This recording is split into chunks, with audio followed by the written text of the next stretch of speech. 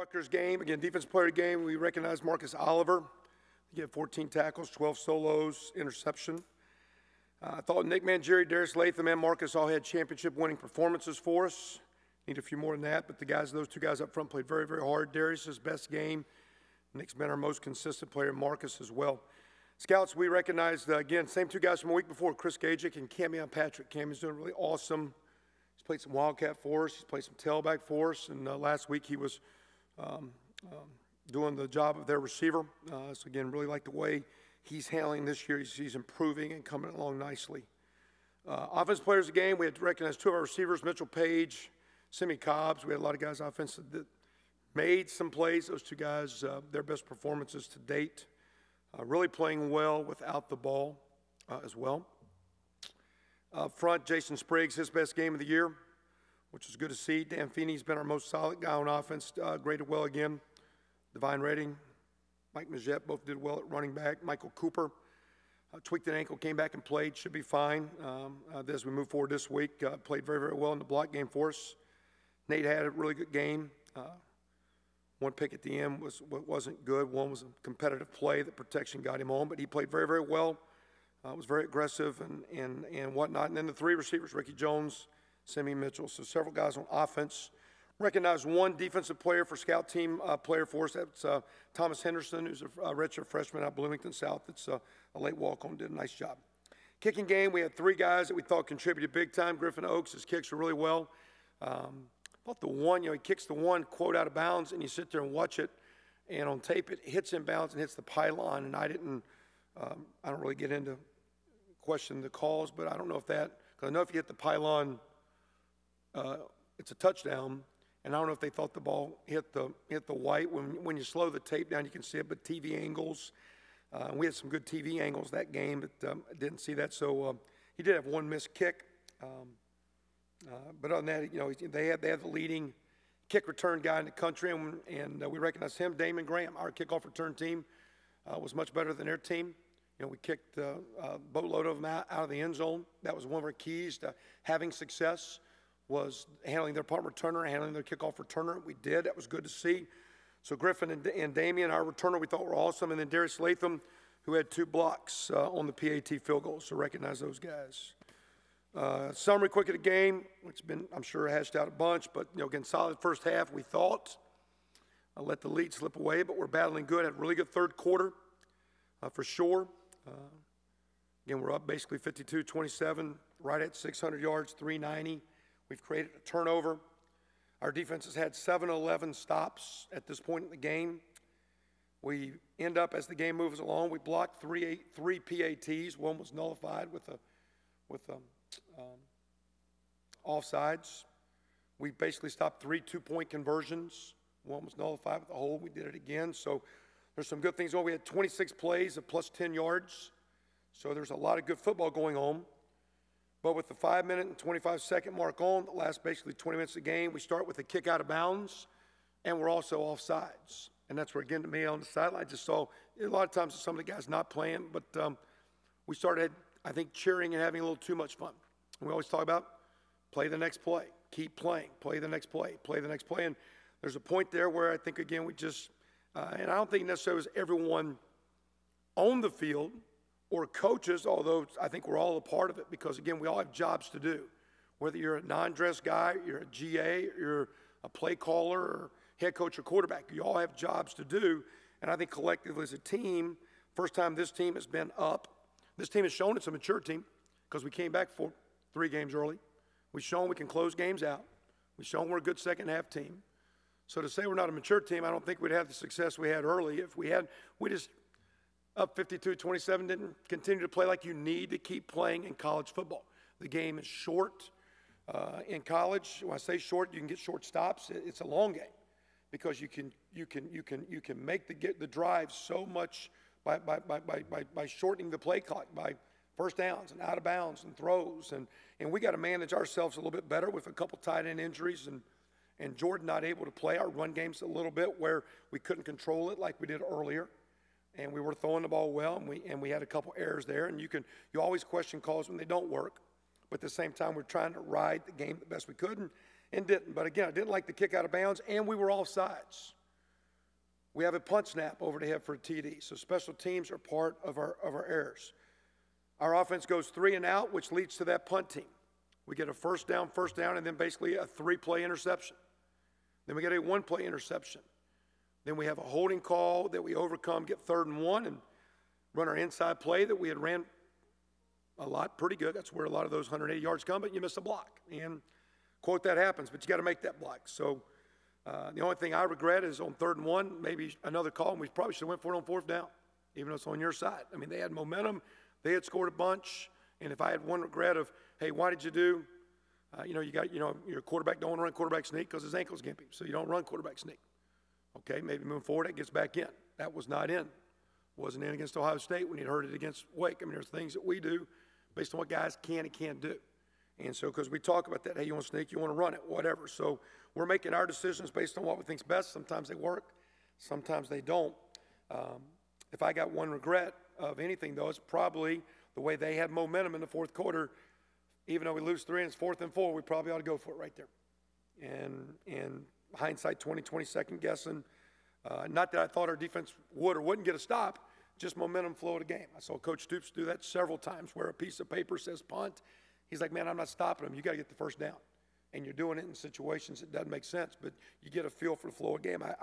The way that game was flowing, we needed an offensive play, and taking the foot off the gas there, I think was a very poor choice on my part.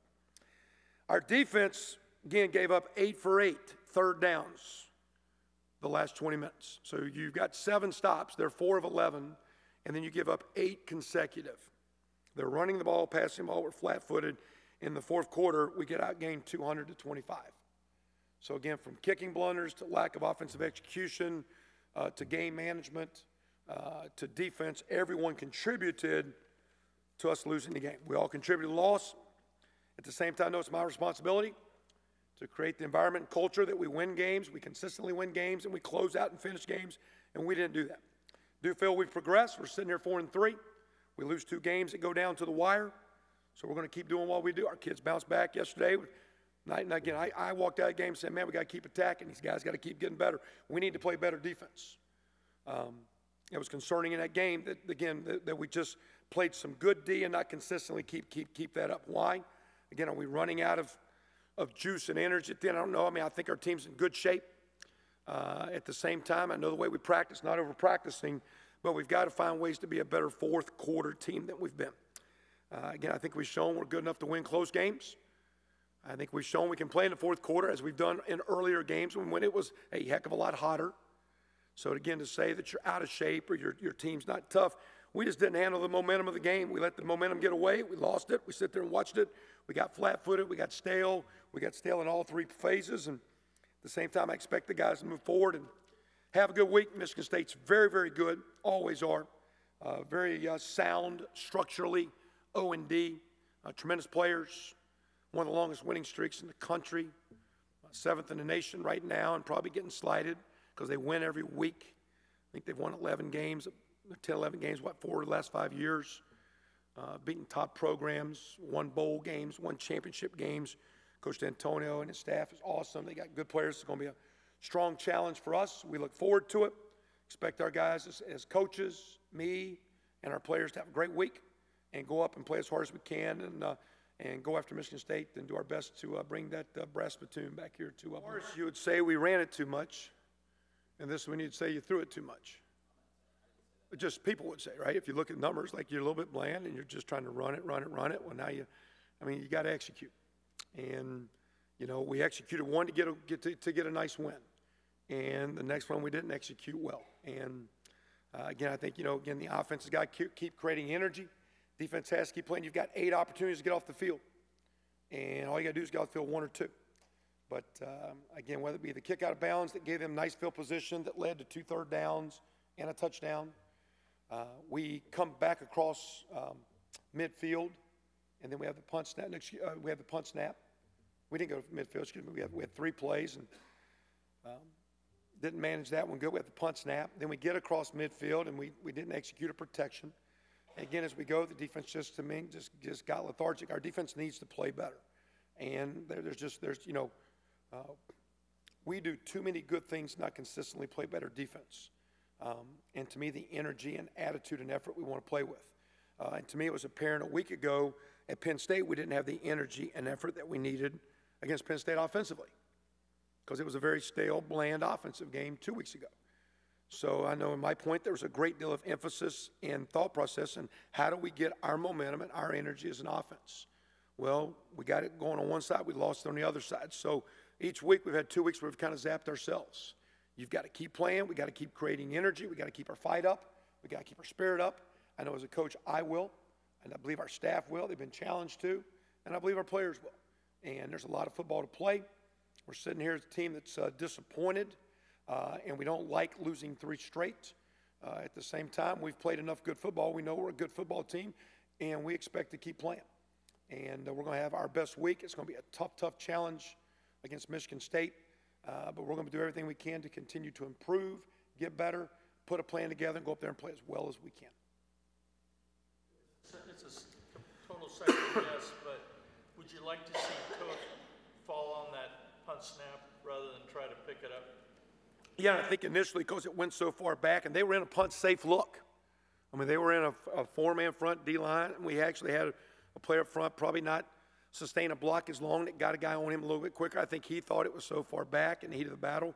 But yes, at the same time, too, you know, our punt snapper is a freshman that's done an awesome job. Week before, we give him Special Team Player of the Week, and he just got it there and just got a little high and the ball sailed on him. And at the same time, I mean, he and Mr. Dan Godson and Nolan Goodell have done a great job. That's the first bad snap we've had in 5 years. And I know those guys take their job seriously. And at the same time, I got no issue with him. He's been doing a great job for us, and he's a kid that made a mistake and didn't mean to. And he's human, but he's going to come back and have a great game this week, and he's going to be a great player. And he's going to have a great career. So I'd like to have had Tope maybe follow it, but I think as far back as it went, Terry, I think he thought they were punt safe. I don't think he expected the rush to be on him like it was. Said that you kind of addressed this earlier today, that the team's been pretty good at handling failure, but hasn't really been able to handle success. I mean, is that something? How does that happen? I mean, how do you get a team to that point? Is it organic, or is it just? But you know, you look at last year, we had one really good game, and the next game too. I just made a comment, like we always talk about, play the next play, and I think you think, well, you drop a pass, or you blocked the wrong guy, or you made a mistake, or you missed a kick, and you think like, okay, you got to move on, because well, no, you got to move on when it's good. You got to turn the page, get on. Here's the next game. Here's the next day. Here's the next week. And you got to keep playing the day. In college ball, the way offenses have evolved, you've got to keep playing because there's never enough. You're not trying to run scores up on people, and you got to manage it. We got to do a better job of play calling and executing, but you've got to keep playing. I mean, there's several examples this season and this past weekend. It's not over till the last play. That's why, again, I was if our team didn't get playing, or if our team went, how'd they block that kick at 52-52? Because that gave us a chance to win the game. Because you've just sitting there and given up, 20 straight points. All right, I think something like that, whatever it was, whatever my math is. They scored 25. So we've given up 21 straight points. No, 22 straight points. And they can kick the extra point to go up by 1. You know what I'm saying? No, we blocked the kick. You know, to me, there was some signs of there's a lot of fight in this team. There's a lot of buy-in. And guys, you know, again, we missed some tackles, missed some plays. Got to call it better. Got to execute offense better. But the way those kids came out and battled and fought, again, is very, very encouraging. That's why after the game, I wasn't blowing those guys up.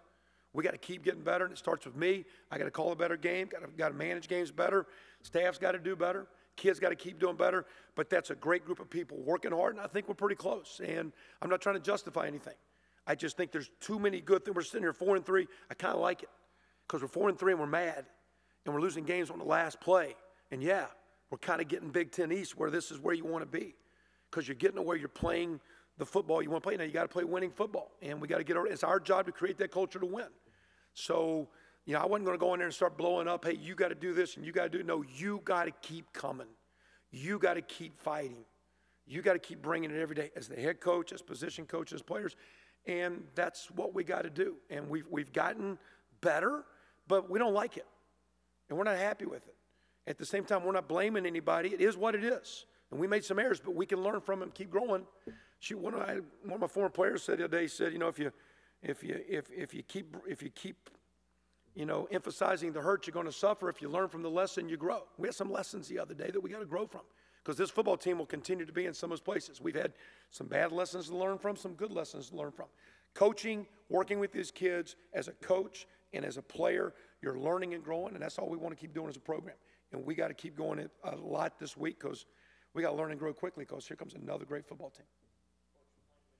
Trophy game, rivalry game, does that help with that moving on to the next game and playing the next play a little bit? To some degree, although we didn't talk about that as much as number one, how good Michigan State is. A chance to play a quality opponent that's very, very good.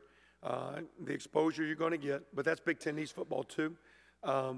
As much as anything, we've been talking each year about what's next play, the next play, and that's all we talked about when the game was over. Okay, there's some things that happen, but we're all a part of it. All phases, coaches, players, everyone. And it's my job as the head guy to ultimately be responsible for all of it. So I'm looking at a bunch of guys I believe in that are giving me great effort. I believe in you. I'm going to keep doing a better job, putting you in better places. We're going to have a great week and move on. And so it's more about the process of just going to next versus it's Michigan State, a great team. There is a trophy involved. That's a little part of it, but that's after what's next is this next game and get ready for it, because it's going to come. You got a chance to show your stuff, and we got a chance to show if we are mature and how to keep handling the situations we're dealt with. I know we're going to handle it. We got things that have to be corrected. We're not sugarcoating anything, but we have things that need to be fixed. We have structures, and we have fundamentals that need to be addressed and cleaned up. And at the same time, what really needs to be cleaned up is we're moving forward and getting ready and getting better for the next one. Jordan, I guess, is it truly a situation where it's almost like day to day he's got to tape it, test it, just stretch it out and just see how it feels every day? And at some level, I mean, how hard is that process for him to basically just kind of feel like it's not so much a timeline as just having to kind of come back to the same routine every day? Yeah, again, and he's played, but he's missed some time. So I always look at it like Nate had a better week of practice last week than he had going into Ohio State. So he gimped his ankle against Wake Forest, but he looked, I mean, he had a really good week of practice leading into last week. So the real deal is you want to get Jordan healthy enough, not that he can play in games, but he can get back and do the things in practice, and we don't need to over-practice him. He's a proven player, but you just want to see he can handle the cutting and the workload, and again, you've got this week, and I know he's doing everything he can to get back as fast as he can, and I know he wants to play. I think it says a lot about Nate. I mean, here's a kid last week that, has an opportunity a year from now to play. He's coming off an ankle. He looked better, but he still probably wasn't full speed. He just said, I'm not ready. No, he wanted to go play with his guys. And I think that meant a lot to his teammates. I think his teammates played hard for him. That's a good sign, I think, of a really strong leader, because you can sit there and you got all kinds of influences and parents talking to you, and everybody's got your buddies. Hey, no, don't go out there and have a bad game. Don't go out there and hurt yourself. Don't go out there and expose yourself. I mean, he loves his teammates. He loves his school. And I think him going out and playing said, I think Jordan's the same. I think Jordan wants to play. And I think, we'll get him out there. And we're not holding him out for next week or for next year or for his career, but we're going to do what's best for him. I know he wants to play. But your points are, can he handle the workload and can he be productive? That's a part of it. We're not going to over-practice him to show he can go. We did that with Nate last week. Hey, Nate, when you've had enough, it's enough. Has he actually been cleared to play? The Ohio State game, they say he could come back in, but since then, when you say clear to play, I mean, he's not functional enough. So, to me, I've not seen him where he can really cut and play full speed. And same time, we did a little bit last night. Today's off. We'll see what he's got tomorrow and Wednesday. Then we'll see based on time on task, but it was good to see Mike Majette step up and getting Devine going a little bit. And we'll get in. Rodriguez came in a couple.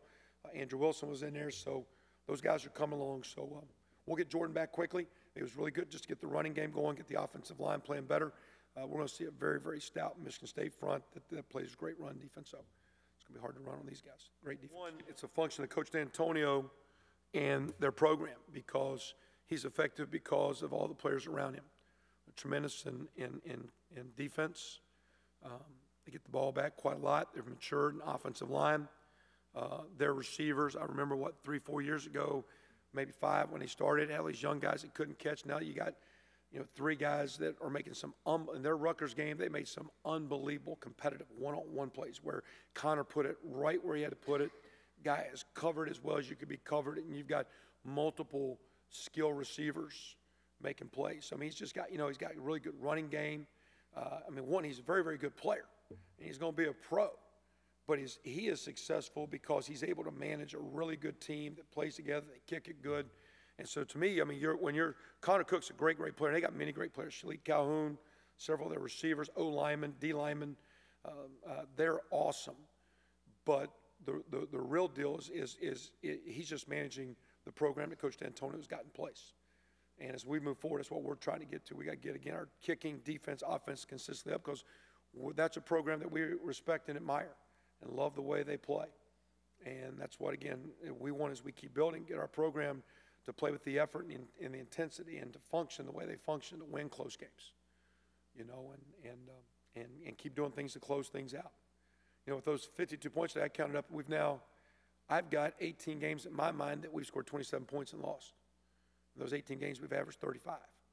So we got to keep finding ways to kick it better, play good defense, not turn it over, and score enough points to win.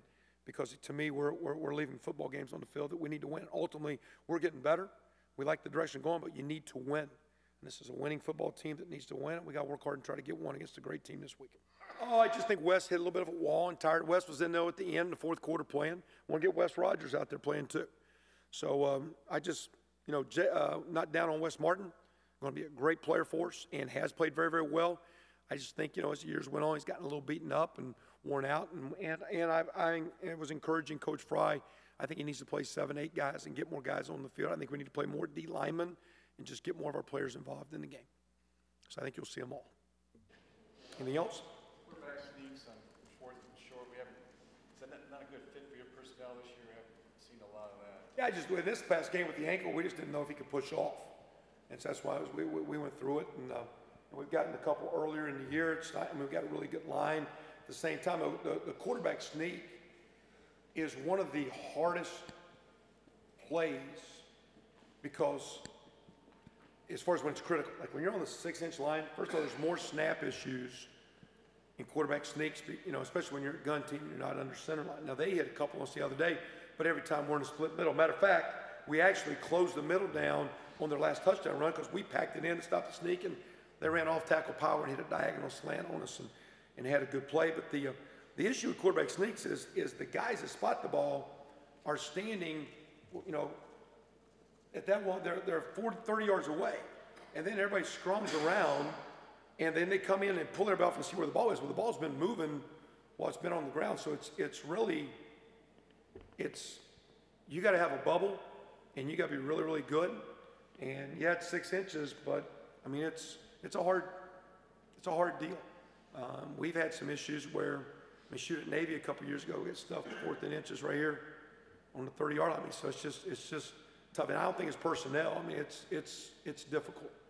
And with Nate having the ankle, that took us out. And as we move forward, it is something we do. We've done it this year. We did, I think, at Wake. I think we did against Western Kentucky. We've done it a couple, 3 times. And as he gets healthy, it'll get back in. Anything else, guys? At the beginning of the year, there were a lot of projections for Indiana to be a bowl team, and they were certainly still there at 4-0. Do you still see this team as a bowl team? I think we're definitely a winning team, but now you got to win games. So again, we're sitting here 4-3. You've lost 2 games at the end. They're close games, but you got, the magic numbers. You got to get to 6. I think we've shown we can play good football. There'll be opportunities this week. We have an open date and then 4 more. So, but our goal wasn't to get to 6. Our goal was to be the best we could, get as many as we could, and we weren't sailing on just, we think we have a good football team that should win. Winning teams should be bowl teams, but we got to win games. We got to close it out. And right now, like I say, we've got 3 in a row that we've left on the wall that we can't do nothing about moving forward. I don't put pressure on our team to win, and I don't put pressure on our team to be a bowl team. I put the pressure every day. There's energy, and you're getting better. And that's how we're coaching. That's the charge to the coaches today. You better coach those guys to have some energy, some juice, and they better keep getting better, because that is our job, to keep improving. I think we have enough in talent that if we continue to improve, we should have enough success to have the number of wins you need. Right now, it's this day, this week, and getting this win. And that's how we're approaching it.